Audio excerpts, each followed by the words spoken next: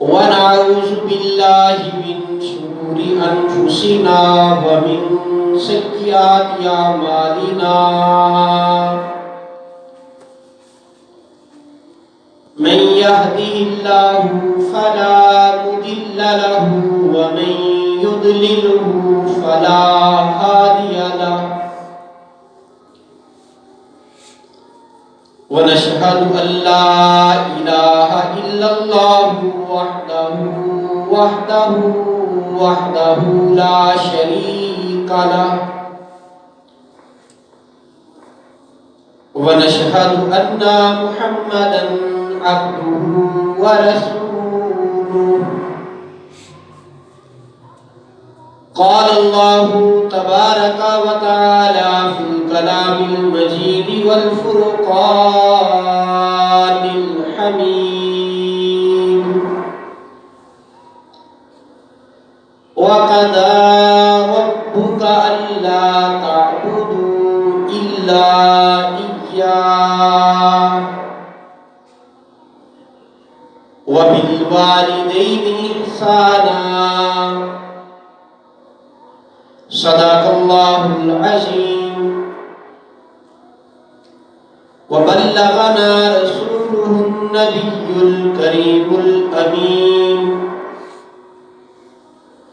قال الله تبارك وتعالى في شان حبيبه مخبرا وآمرا إن الله وملائكته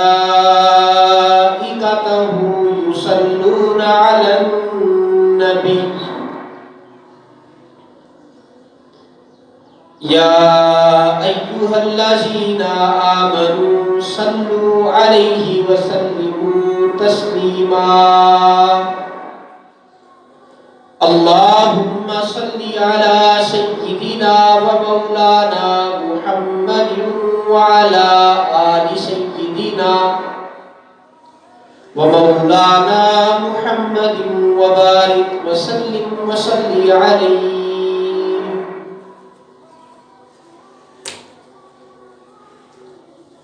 اللہ جل مجدہ وجل جلالہ وعم نوالہ وعظم شانہ واتم برہانہ کی حمد و ثنا اور حضور پر نور شافی یوم نشور دستگیر جہاں غم گسار زماں سید سرورا احمد مجتبیٰ جناب محمد مصطفیٰ صلی اللہ علیہ وسلم کے حضور ناز میں عقیدتوں کے پھول نچھاور کرنے کے بعد عزیز سامعین السلام علیکم ورحمۃ اللہ وبرکاتہ. آج کی گفتگو والدین کے حقوق کے حوالے سے اللہ رب العزت میری زبان پر کلمۃ الحق جاری فرمائے. ہم سب کو سنا کر اس پر عمل پیرا ہونے کی توفیق عطا فرمائے. اللہ رب العزت نے ارشاد فرمایا وَقَضَى رَبُّكَ أَلَّا تَعْبُدُوا إِلَّا إِيَّاهُ،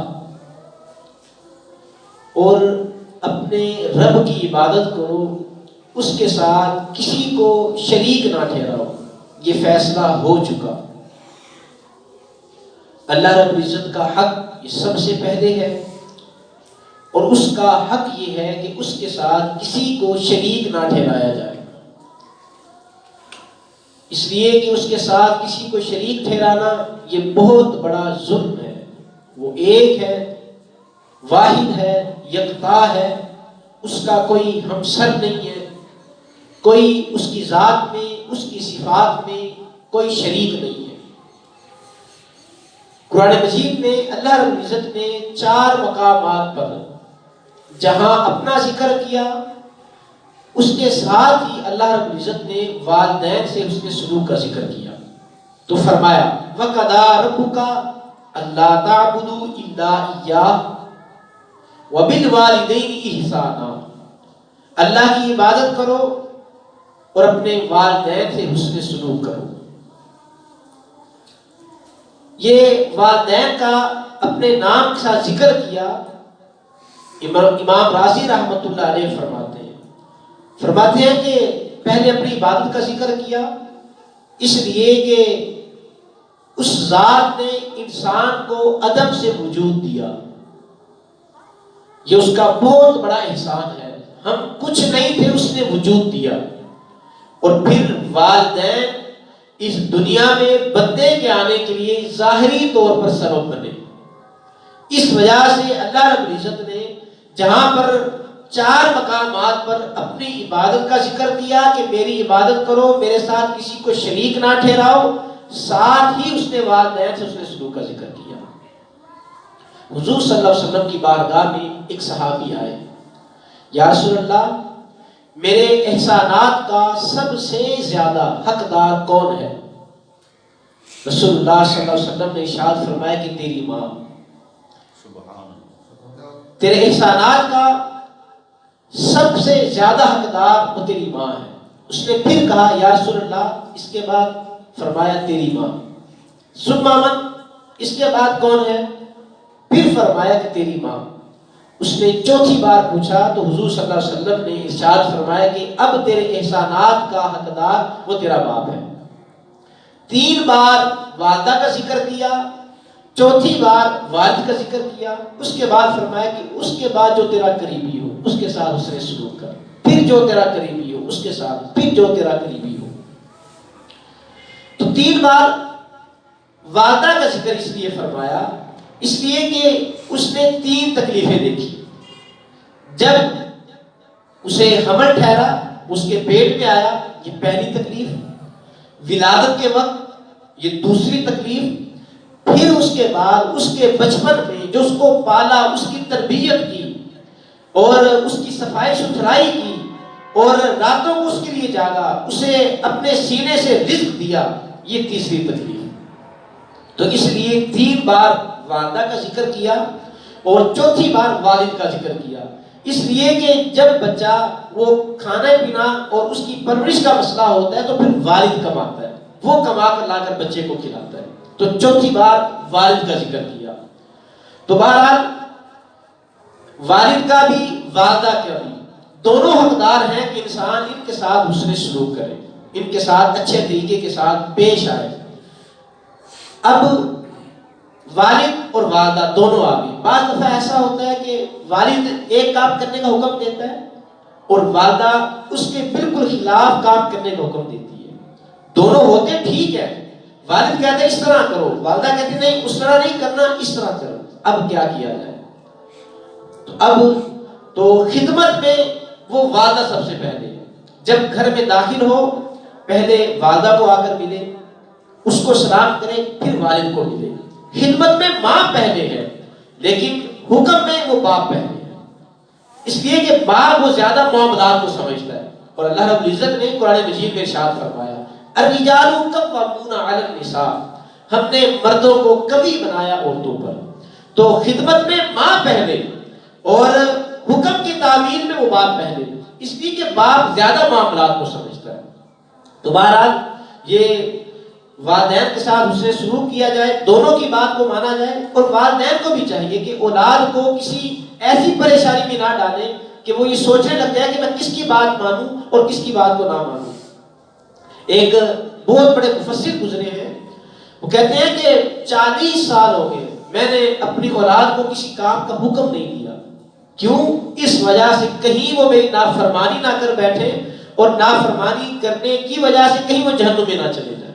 میں نے انہیں کسی بات کا کہا ہی نہیں، اشارے کے ساتھ کہہ دیتا ہوں، وہ خود بخود سمجھ جائیں، وہ کام کر لیں، حکم نہیں دیتا۔ تو والدین کا حکم ماننا اور ان کا ادب و احترام کرنا، اسلام میں اس کی بڑی ہی تاکید کی گئی ہے، اور آقا علیہ السلام نے ارشاد فرمایا رضا اللہ وفی رضا الوالدین، کہ اللہ کی رضا والدین کی رضا میں ہے، وسخط اللہ وفی سخط الوالدین، اور اللہ کی ناراضگی میں والدین کی ناراضگی میں اللہ کی ناراضگی ہے۔ والدین راضی ہیں تو اللہ راضی ہے، والدین ناراض ہیں تو اللہ بھی ناراض ہے۔ پھر لاکھوں سجدے بھی کرتے رہے والدین کو ناراض کر کے، عبادتیں کرتے رہے، راتوں کو جاگتے رہے، اللہ رب العزت سارے سجدوں کو رد کر دے گا جب تک والدین راضی نہیں ہوں گے۔ تو والدین کے اتنے حقوق ہیں، آقا صلی اللہ علیہ وسلم نے ارشاد فرمایا الا انبئکم باکبر الکبائر، صحابہ تمہیں بڑے بڑے گناہوں کی خبر نہ دوں؟ کیوں نہیں یا رسول اللہ؟ تو آقا صلی اللہ علیہ وسلم نے ارشاد فرمایا کہ بڑے گناہوں میں سے ایک گناہ اللہ کے ساتھ کسی کو شریک ٹھہرانا، اور پھر فرمایا کہ بڑے گناہوں میں سے ناحق قتل کرنا، کسی کو ناحق قتل کر دیا جائے، اور پھر فرمایا حقوق الوالدین، والدین کی نافرمانی کرنا۔ وجالسا وکانا متکئا، جب آقا صلی اللہ علیہ وسلم نے والدین کا ذکر کیا کہ اکبر الکبائر میں سے ہے، تو پہلے آقا صلی اللہ علیہ وسلم ٹیک لگا کر بیٹھے ہوئے تھے، لیکن جب یہ کہا حقوق الوالدین، والدین کی نافرمانی کرنا، آقا صلی اللہ علیہ وسلم نے ٹیک کو چھوڑ دیا اور سیدھے ہو کر بیٹھ گئے اور کہا کہ اکبر الکبائر میں سے یہ والدین کی نافرمانی کرنا، اور چوتھا جھوٹی گواہی دینا، تو یہ بڑے گناہوں میں سے ہے۔ اور حضور صلی اللہ علیہ وسلم نے ارشاد فرمایا کہ جنت کی خوشبو 1000 سال کی مسافت پڑی ہوگی آنا شروع ہو جائے گی، لیکن 4 قسم کے لوگ اس خوشبو سے محروم رہیں گے۔ ان میں سے پہلا شخص قاطع رحم، قطع تعلقی کرنے والا، رشتہ داریوں کو توڑنے والا، لڑائی جھگڑے کرنے والا، جبکہ ہمیں رشتہ داری کو جوڑنے کا حکم کیا گیا ہے، بلکہ فرمایا سل من قاطعک، جو تیرے ساتھ توڑتا ہے تو اس کے ساتھ جوڑ، واعفو من ظلمک، جو تجھ پر ظلم کرتا ہے تو اسے معاف کر، واتی من حرمک، جو تجھے کسی چیز سے محروم کرتا ہے تو اسے عطا کر۔ تو ہمیں رشتہ داریوں کو جوڑنے کا، معاف کرنے کا، لوگوں کو دینے کا حکم دیا گیا۔ تو فرمایا جو قطع تعلقیاں کرتا ہے تو وہ بندہ جنت کی خوشبو کو بھی نہیں پا سکے گا، اور جنت کی خوشبو 1000 سال کی مسافت پڑی ہوگی آنا شروع ہو جائے گی۔ بعض دفعہ ایسا ہوتا ہے کہ والد اپنے بھائیوں سے ناراض ہوتا ہے، اب وہ اولاد کو کہتا ہے کہ تم نے اپنے چچا کو، اپنے تایا کو نہیں بلانا، ماں اپنی بہنوں سے ناراض ہو جاتی ہے کہ تم نے اپنی خالہ کو نہیں بلانا۔ اب یہ قطع تعلقی کا حکم دیا جا رہا ہے، اب بچے وہاں پر کیا کریں؟ علماء نے لکھا ہے کہ جب کوئی ایسا حکم جس میں اللہ کی نافرمانی ہو اس کو تسلیم نہ کیا جائے۔ اصول بتا دیا کہ رب کی نافرمانی میں مخلوق کی اطاعت نہیں کی جائے گی۔ اب مخلوق کہہ رہی ہے، مخلوق کہہ رہی ہے تم نے اس کے ساتھ تعلق نہیں رکھنا، جبکہ اللہ کہہ رہا ہے تم نے تعلق کو جوڑنا ہے۔ اب کس کی بات کو مانا جائے گا؟ اللہ کی بات کو مانا جائے گا۔ ہاں وہ اس طرح کرے کہ اگر باپ نے منع کیا ہے کہ اس کو نہیں بلانا، اور ماں نے منع کیا تم نے اپنی خالہ کو نہیں بلانا، والدین کے سامنے ان سے نہ ملے، وہ الگ ملے، تاکہ والدین کو دل کو بھی تکلیف نہ ہو کہ ہم نے اسے منع کیا تھا، اس نے ہماری بات کو نہیں مانا۔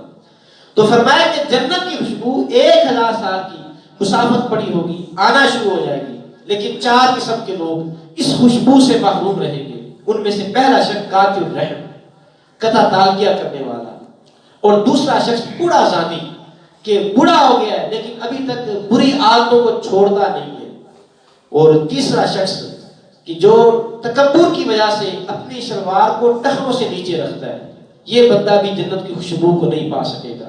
اپنی شلواروں کو، اپنی تہبند کو، پینٹ پہنی ہوئی ہے، ٹراؤزر پہنا ہوا ہے، اسے ٹخنوں سے اوپر رکھے۔ اور چوتھا وہ شخص جو والدین کا نافرمان ہو، تو یہ بندے جنت کی خوشبو کو نہیں پا سکیں گے۔ اور پھر فرمایا کہ 4 قسم کے لوگ ہیں جنہیں جنت میں جانے سے کوئی روک نہیں سکتا۔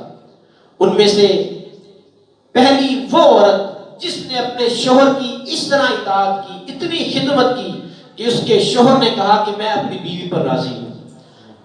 فرمایا کہ اس عورت کو جنت میں جانے سے کوئی روک نہیں سکتا۔ اور دوسرا وہ شخص کہ جس کے ذرائع آمدن کم ہے لیکن اہل خانہ کی تعداد زیادہ ہے، بچے ہیں، بیوی ہے، ماں باپ ہیں، ذمہ داریاں زیادہ ہیں، اور اس کے ذرائع آمدن کم ہے، اس کے باوجود وہ حرام سے بچتا ہے، حلال رزق کماتا ہے کہ میرے بچوں کے پیٹ میں حرام کا لقمہ نہ جائے، اوور ٹائم لگاتا ہے، راتوں کو جا کر محنت کرتا ہے، دیر تک جاگتا ہے، محنت کرتا رہتا ہے کہ اپنی اولاد کے پیٹ میں حلال کا لقمہ ڈالوں، فرمایا کہ یہ بندہ اس کو جنت میں جانے سے کوئی روک نہیں سکتا۔ اور تیسرا وہ شخص سچی توبہ والا، ایسی پختہ توبہ کی، ایسی پختہ کہ دوبارہ گناہوں کی طرف پلٹنا اس کا اتنا ہی مشکل ہے جس طرح تھنوں سے نکلے ہوئے دودھ کو دوبارہ تھنوں میں ڈالنا مشکل ہوتا ہے۔ اور چوتھا وہ شخص جو والدین کا فرما بردار ہو، جو والدین کی اطاعت کرنے والا ہو۔ فرمایا کہ 4 لوگوں کو جنت میں جانے سے کوئی روک نہیں سکتا۔ تو والدین کی خدمت، جو بندہ والدین سے حسن سلوک کرتا ہو، ان کی خدمت کرتا ہو، ان کا ادب اور احترام کرتا ہو، یوں سمجھ لیں بندہ چلتا پھرتا جنتی ہے۔ تو فرمایا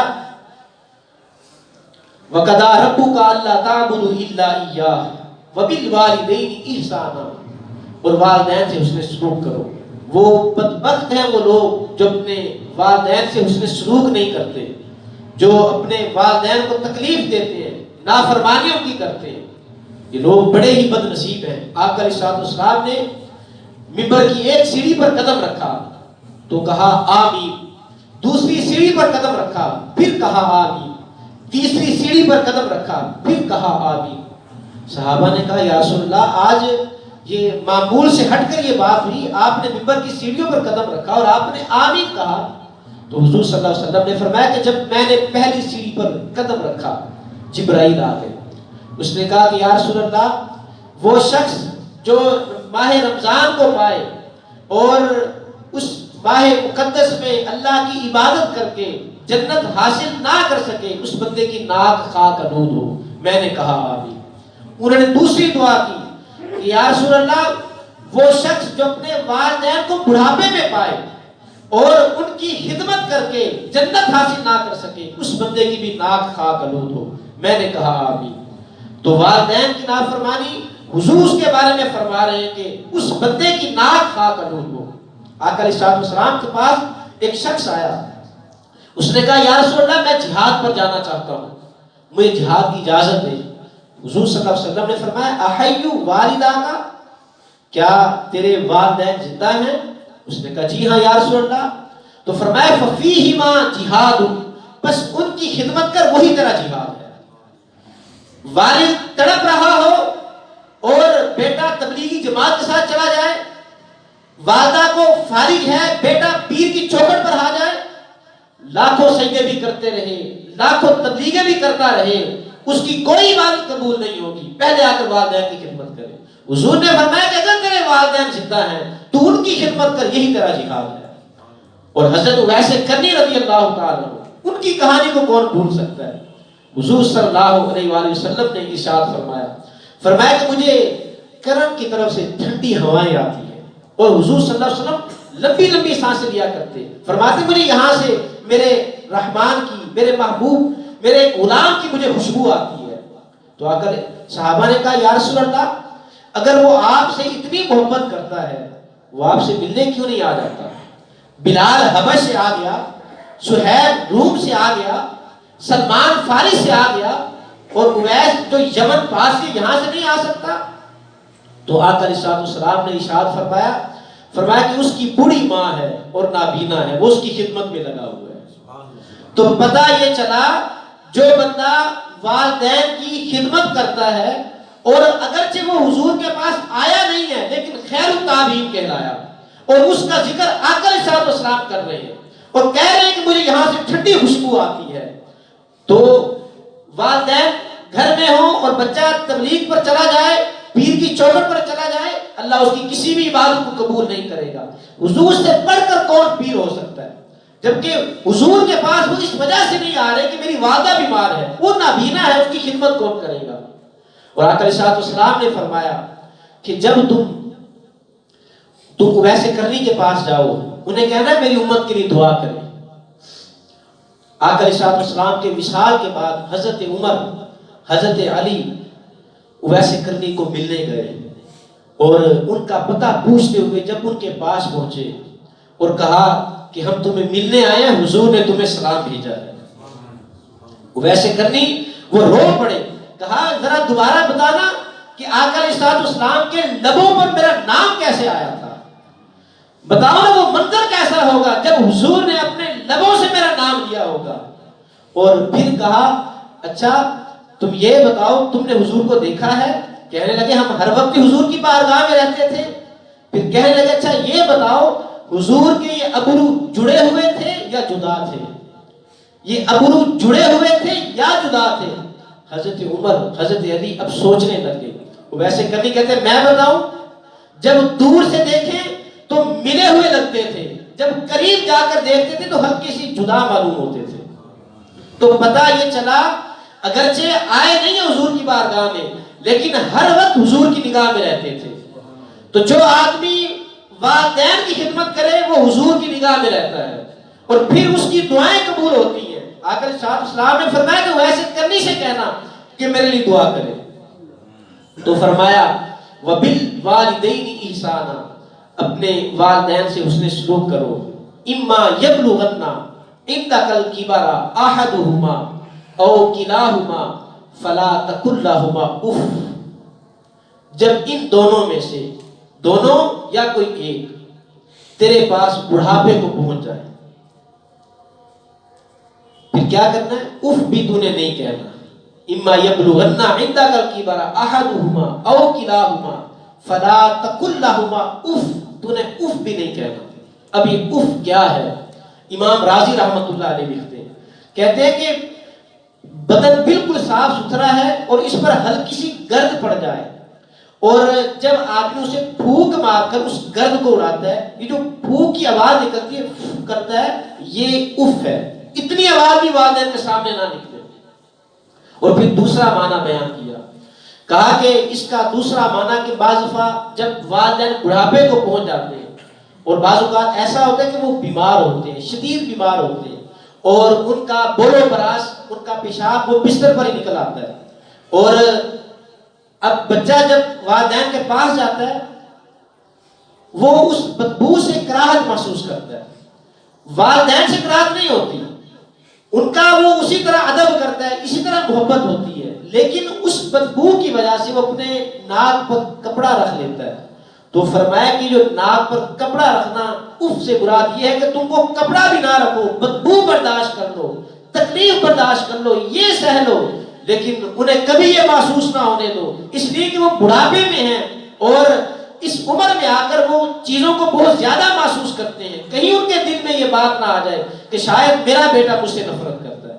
نفرت باپ سے نہیں ہوتی، نفرت اس بدبو سے ہوتی ہے۔ تو فرمایا کہ بدبو برداشت کر لو اور اپنے ناک پر کپڑا نہ رکھو۔ یہ والدین کا اتنا ادب ہے۔ حضرت سعید ابن المسیب رضی اللہ تعالیٰ عنہ آپ فرماتے ہیں کہ جب بچہ اپنے والدین کے سامنے جائے وہ کس طرح کھڑا ہو، آپ نے آداب بیان کیا۔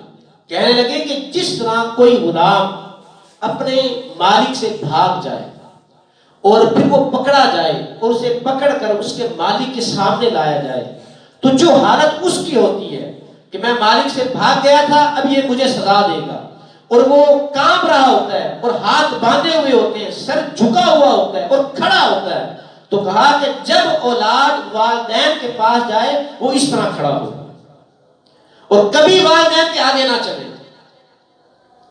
اور اگر والد چارپائی پر بیٹھا ہوا ہے کبھی اس کے سرہانے کی جانب جا کر نہ بیٹھے، اس کی پائیتی کی جانب بیٹھے، اور اگر باپ کھڑا ہے اس کے بیٹھنے سے پہلے اولاد کو زیب نہیں دیتا کہ وہ بیٹھ جائے، اور اگر کافی سارے افراد بیٹھے ہوئے ہیں سب سے پہلے جا کر اپنے والد سے سلام دے۔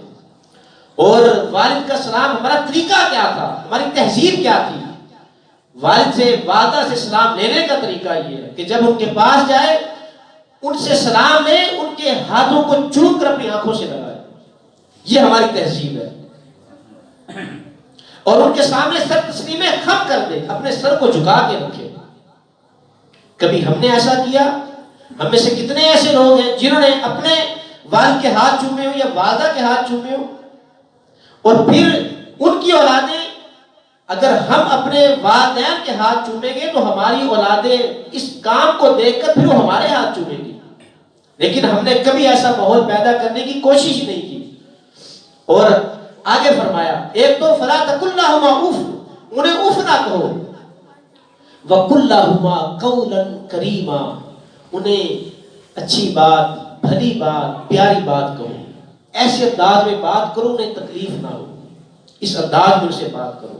اور سورہ لقمان میں اللہ رب العزت نے ارشاد فرمایا کہ وَإِن جَاهَدَاكَ عَلَىٰ أَن تُشْرِكَ بِي مَا لَيْسَ لَكَ بِهِ عِلْمٌ، اگر تیرے والدین وہ تجھے شرک پر ابھارے، وہ خود کافر ہیں اور تجھے بھی کہہ رہے ہیں کہ شرک کرو، بتوں کی عبادت کرو، تو کیا کرنا ہے؟ ان سے جھگڑنا شروع کر دینا ہے، ان سے لڑنا ہے، انہیں مارنا ہے؟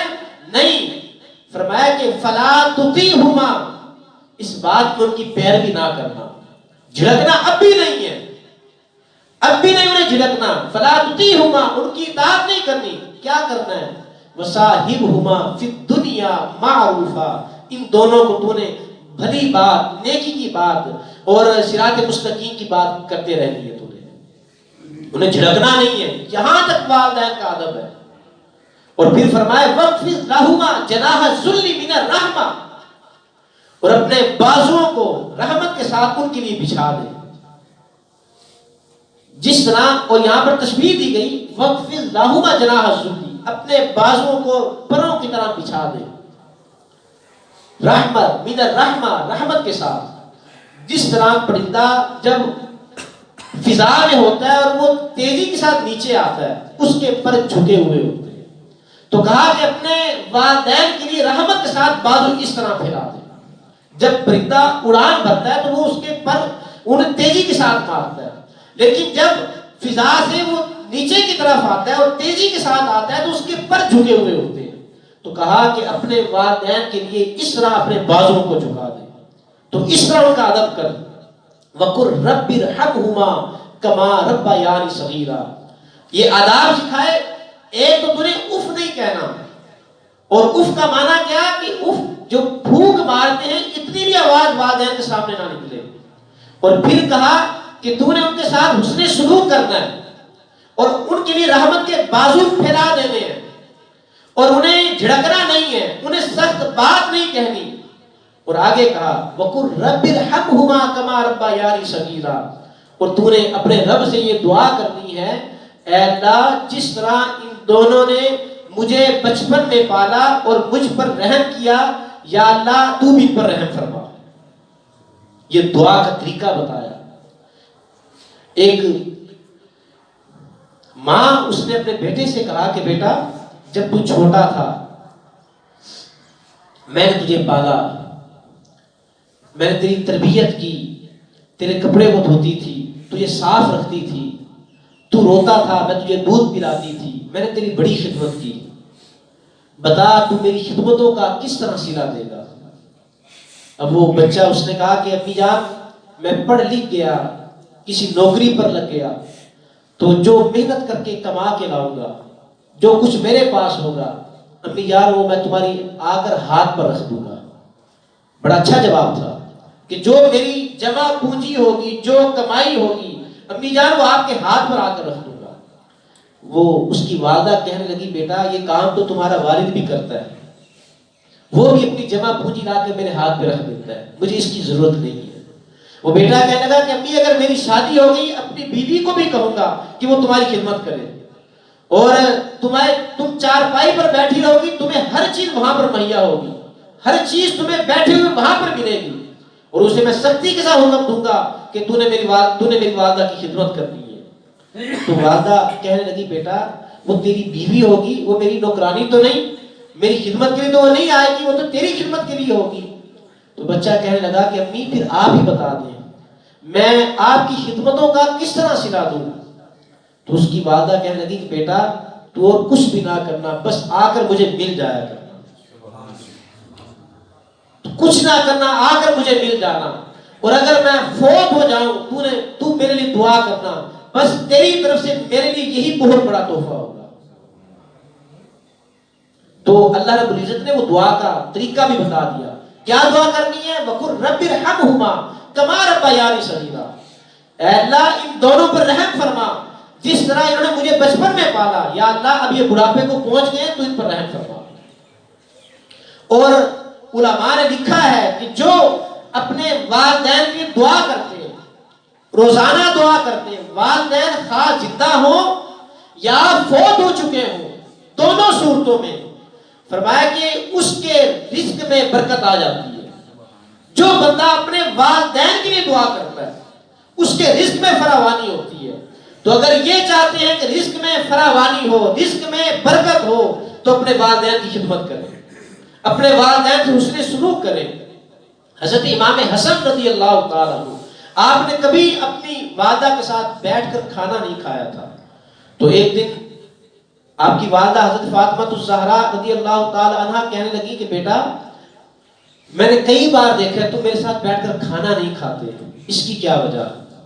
تو حضرت امام حسن رضی اللہ تعالیٰ عنہ کہنے لگے کہ امی جان، میں اس وجہ سے آپ کے ساتھ بیٹھ کر کھانا نہیں کھاتا کہ کہیں جس لقمے پر آپ کی نگاہ ہو اور آپ اس لقمے کو توڑنا چاہ رہی ہو اور میں نہ دانستہ طور پر نہ جانتے ہوئے وہاں سے اس روٹی کا لقمہ وہ میں توڑ دوں، کہیں آپ کی بے ادبی نہ ہو جائے، اس وجہ سے کبھی آپ کے ساتھ بیٹھ کر کھانا نہیں کھایا۔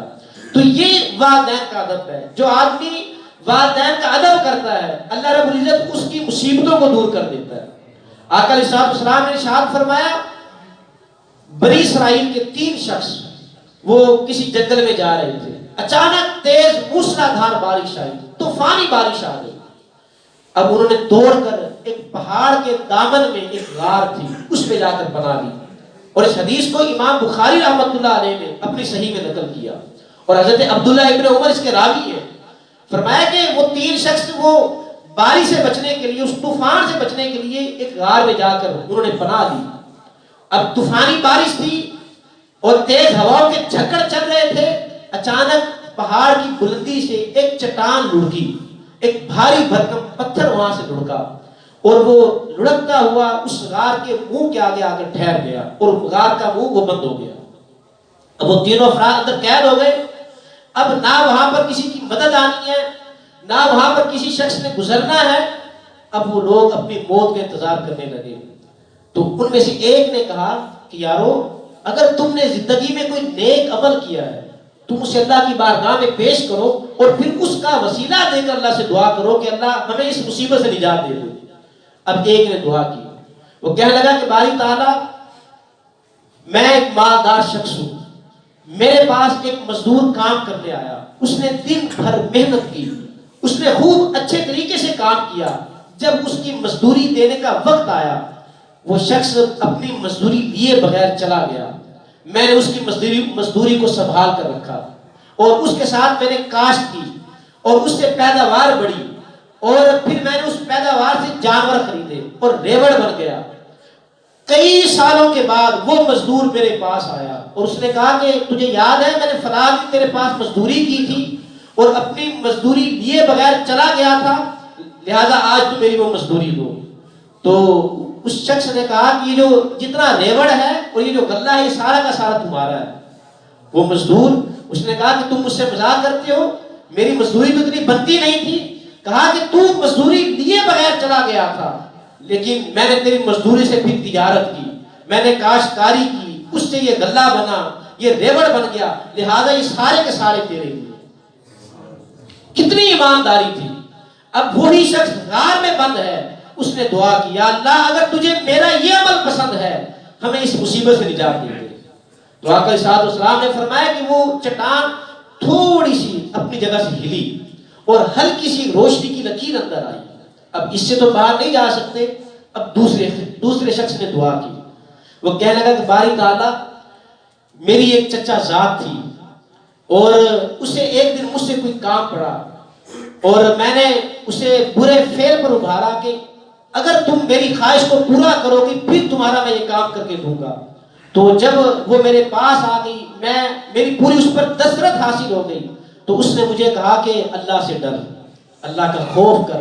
تو باری تعالیٰ، حالانکہ میں اس پر قادر تھا لیکن اچانک میرے دل میں تیرا خوف پیدا ہوا اور میں اپنے اس فعل بد سے باز آ گیا، اگر تجھے میرا یہ عمل پسند ہے ہمیں اس مصیبت سے نجات دے دے۔ تو پتھر تھوڑا سا اور سرک گیا۔ اب تیسرا شخص، اس نے دعا کی، اس نے کہا باری تعالیٰ، میں بکریاں چرایا کرتا ہوں اور جنگل میں جاتا ہوں، اور واپسی پر جب میں گھر آتا ہوں سب سے پہلے میں اپنی بکریوں کا دودھ دھو کر اپنے والدین کو پلاتا ہوں، اس کے بعد میں اپنے بیوی بچوں کو پلاتا ہوں۔ اسی طرح حسب معمول ایک رات کو میں آیا، اس دن مجھے تاخیر ہو گئی اور میرے والدین بوڑھے والدین تھے، وہ سو چکے تھے۔ میں نے بکریوں کا دودھ دھوا اور اپنے والدین کی خدمت میں کھڑا ہو گیا۔ ان کی آرام میں خلل نہ آئے، میں نے انہیں جگایا بھی نہیں، اور میرے بچے بلکتے رہے، روتے رہے۔ میں نے انہیں دودھ نہیں دیا کہ جب تک اپنے والدین کو دودھ نہ پلا دوں انہیں میں نے نہیں دینا، اور یہاں تک کہ صبح ہو گئی۔ جب صبح ہوئی میرے والدین جاگے، سب سے پہلے میں نے انہیں دودھ پلایا، اس کے بعد پھر اپنے بیوی بچوں کو دیا۔ اے اللہ اگر تجھے میرا یہ عمل پسند ہو تو اس مصیبت کو ہم سے دور کر دے۔ وہ چٹان، وہ پتھر اپنی جگہ سارا سے رکھ گیا، اور یہ تینوں اس مصیبت سے باہر آ گئے۔ تو اگر والدین کی خدمت کی جائے تو اللہ رب العزت اس بندے سے راضی ہوتا ہے۔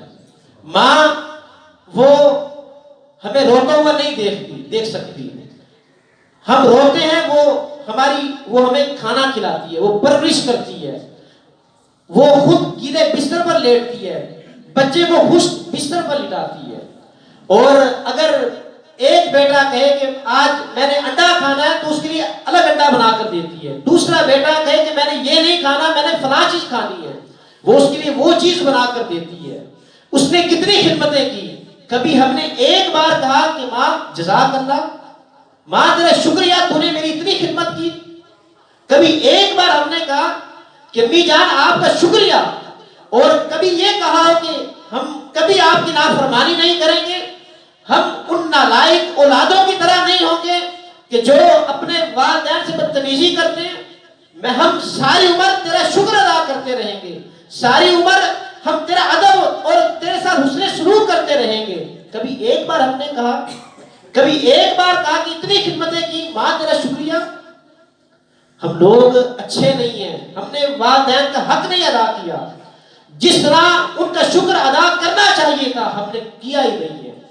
اور والدین جب بچے جوان ہوتے ہیں ان کی شادیاں کر دیتے ہیں کہ چلو بچے خوش ہو جائیں گے، انہیں الگ کر دیتے ہیں، چلو اپنے گھر میں خوش رہیں گے، لیکن یہ بچے اپنی بیوی بچوں کی محبت میں ایسا مگن ہوتے ہیں، کبھی بھول کر بھی والدین کو ملنے نہیں جاتے، وہ راہ تکتے رہتے ہیں، وہ دیکھتے رہتے ہیں کہ ہماری اولادیں آئیں گی، کبھی تو آئیں گے ہمیں ملنے کے لیے، لیکن کبھی ہم ملنے نہیں جاتے، کبھی ان کے لیے کوئی چیز لے کر بھی نہیں جاتے کہ ابو میں بازار سے گزر رہا تھا اور مجھے یہ چیز پسند آئی، میں نے کہا کہ میں آپ کے لیے بھی لے کر جاتا ہوں، آؤ بیٹھ کر مل کر کھاتے ہیں۔ کبھی ہم نے ایسا نہیں کیا۔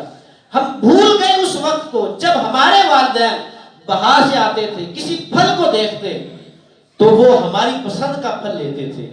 میرے بیٹے کو سیب پسند ہے، وہ ہماری پسند کا پھل لے کر آتے، میرے بیٹے کو آم پسند ہے، ہماری پسند کا پھل لے کر آتے۔